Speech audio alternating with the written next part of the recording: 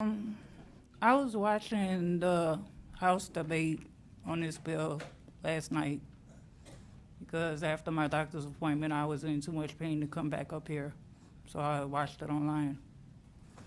Ironically, they were debating the rainy day fund, using rainy day funds on this bill while it wasn't raining outside. Some people were against it, some people were for it. I'm getting up here on corrections, which is not something I'm known to do, because when Louisiana State Penitentiary was mentioned, I cringed.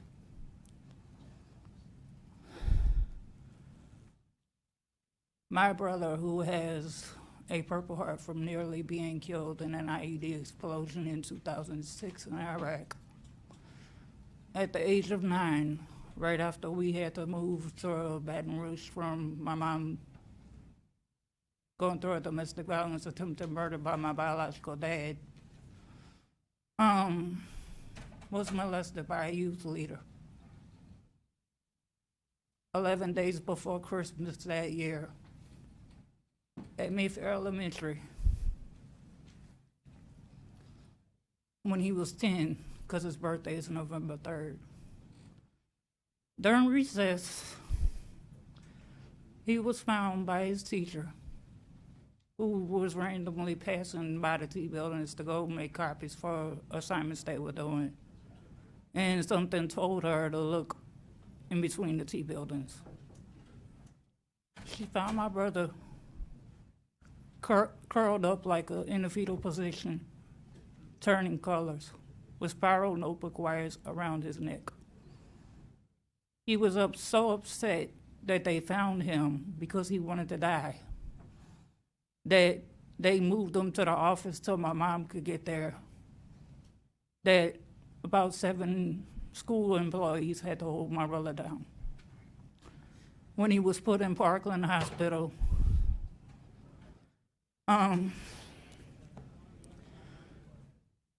and they did his evaluation to ask him why he tried to kill himself.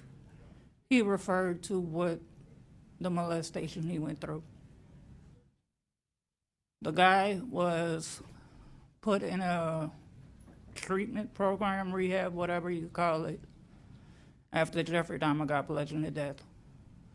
Part of his probation given by Judge Mike Irwin was that he wouldn't get caught with another child after his rehab sentence was over.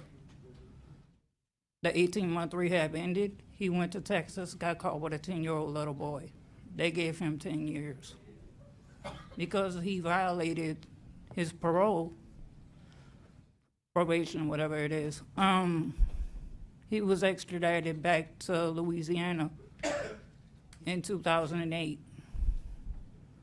He was in DeQuincy, and then they sent him, when DeQuincy shut down, to Angola. I have friends and family all over the state in law enforcement. I know a lot of corrections officers from being up here and everything else I deal with. If y'all cut the State Department of Corrections budget, even being a sex offender, I was told by staff at the prison that even he's up for parole next year. His early release date is 2022. His completion of his sentence is 2038. I'm fearing not only for the jobs and lives of the corrections officers that'll be on the line, but also that offenders that don't need to be released back into society will be let go because the state doesn't have enough money to keep them where they belong. So I'm begging you to please not cut Department of Corrections budget because they need every dime they can get. They are who every day when they walk out of their door to go to their job don't know if they're gonna be able to go home at night and hug their families, spend time with their families and tuck their kids in their bed at night. They risk their lives to protect and save lives of people they don't even know. And like I've told judiciary and other committees, it was law enforcement that saved my mom's life after what my daddy did. It was law enforcement that saved my life after Hurricane Andrew. I went to school with my Charles Jackson. I keep in touch constantly with the ones I'm friends with.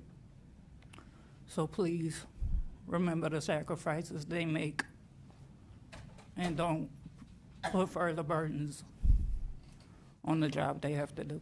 Thank you. Brandy, thank you for your compelling testimony. We'll take that into consideration along with Secretary LeBlanc. Thank you for being here today. You're welcome. Have a good day.